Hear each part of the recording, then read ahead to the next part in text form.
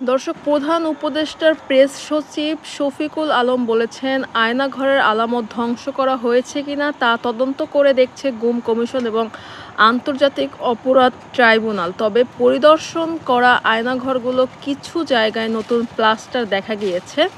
আজ বুধবার 12 ফেব্রুয়ারি যৌথ বাহিনীর গোপন বন্দিশালা ঘুরে দেখেন প্রধান উপদেষ্টা ডক্টর মোহাম্মদ ইউনূস। এ সময় তার সাথে দেশি বিদেশি গণমাধ্যম, সংবাদকর্মী, ভুক্তভোগী ও কয়েকজন উপদেষ্টা ছিলেন। ঘুরে দেখা এই বন্দিশালাগুলো রাজধানী আগারগাঁও, কচুক্ষেত ও উত্তরা এলাকায় বলে জানিয়েছে প্রধান উপদেষ্টার প্রেস উইং।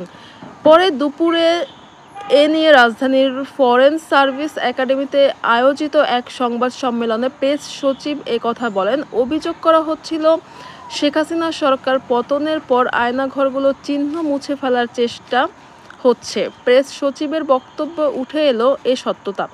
শফিকুল আলম আরও বলেন, দেশে 7 থেকে 800-র বেশি আয়নাঘর বা টর্চার সেল আছে। বাংলাদেশ যত আয়নাঘর আছে সব খুঁজে বের করা হবে। মাত্র 6 মাসে গুম খুনের বিষয়ে অন্তর্বর্তী সরকার যা করেছে তা এই সরকারের বিরাট সফলতা বলে মনে করেন প্রেস সচিব।